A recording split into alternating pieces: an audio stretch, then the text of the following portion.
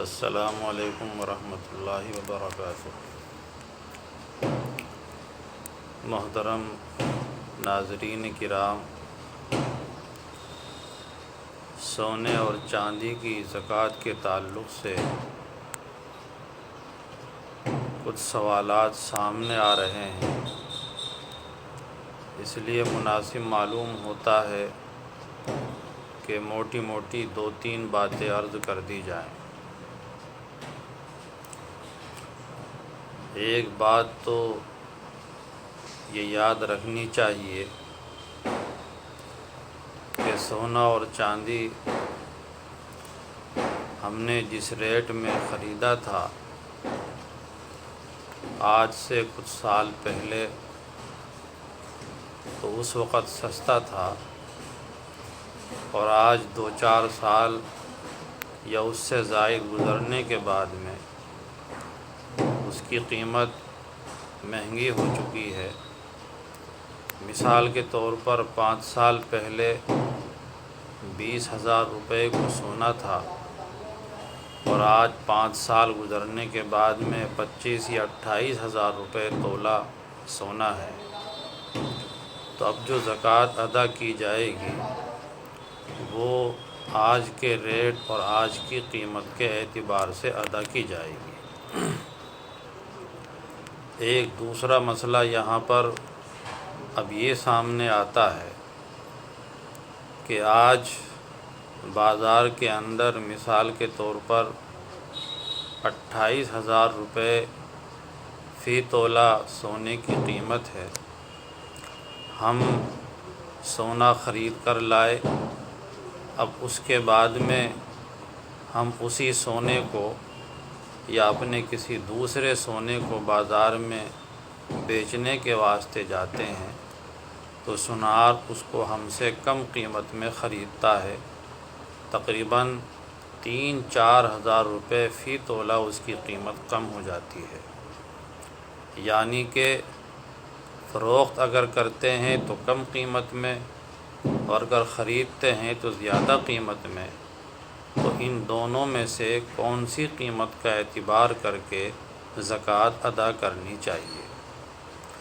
فقہا نے اس سلسلے میں گنجائش تو دونوں طرح سے دی ہے، لیکن غربا کا اور فقراء کا فائدہ اس میں ہے کہ خرید کی قیمت کا اعتبار کرتے ہوئے ہمیں زکوٰۃ کی ادائیگی کرنی چاہیے۔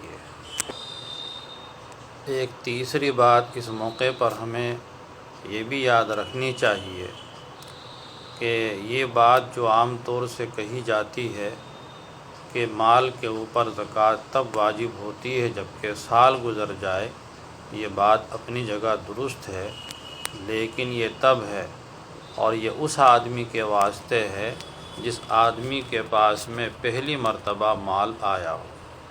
اگر اس کے پاس میں پہلی مرتبہ مال آیا ہے، یعنی کہ اب تک وہ صاحب نصاب نہیں تھا، اس کے اوپر زکوٰۃ واجب نہیں تھی، اب اتفاق سے اس کے پاس میں مال آیا، پیسہ آیا، تو اس مال اور پیسے پر زکوٰۃ تب واجب ہوگی جبکہ سال گزر جائے۔ لیکن اگر کوئی آدمی زکوٰۃ دیتا چلا آ رہا ہے، پہلے سے صاحب نصاب ہے، اور مثال کے طور پر رمضان کے مہینے میں وہ زکوٰۃ دیتا ہے، تو اس کی زکوٰۃ کی ادائیگی سے پہلے اگر اس کے پاس میں اور 1,00,000 2,00,000 روپیہ یا 10-20 ہزار روپیہ آ جاتا ہے تو گزشتہ موجودہ مال کے ساتھ میں اس مال کو بھی ملایا جائے گا، اور اس کے اوپر بھی اس کے ساتھ میں مل کر زکوٰۃ واجب ہو جائے گی۔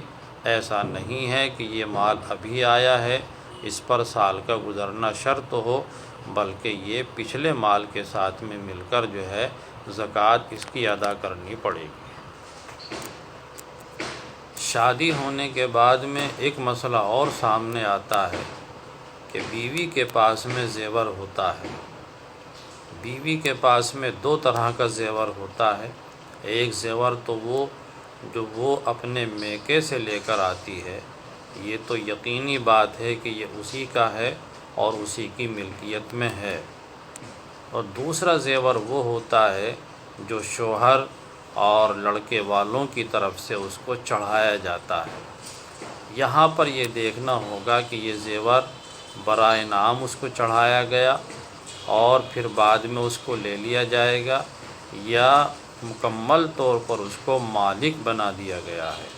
اگر مکمل اس کو مالک بنا دیا گیا ہے تو پھر یہ زیور بھی اسی عورت کی ملکیت میں چلا جائے گا، اور دونوں طرح کے زیور کی زکوٰۃ وہ عورت کے اوپر واجب ہوگی۔ اور اگر شوہر کا دیا ہوا زیور صرف برائے نام ہے تو یہ شوہر یا اس کے ماں باپ کی ملکیت میں کہلائے گا، عورت پر اس کی زکوٰۃ واجب نہیں ہوگی۔ اللہ تعالی ہم سب کو صحیح سمجھ کی اور عمل کی توفیق عطا فرمائے۔ اپنے اپنے قرب و جوار کے مستند اور معتبر علماء سے رابطہ کر کے مسائل معلوم کر کے زکوٰۃ کی ادائیگی کرنی چاہیے۔ والسلام علیکم ورحمۃ اللہ وبرکاتہ۔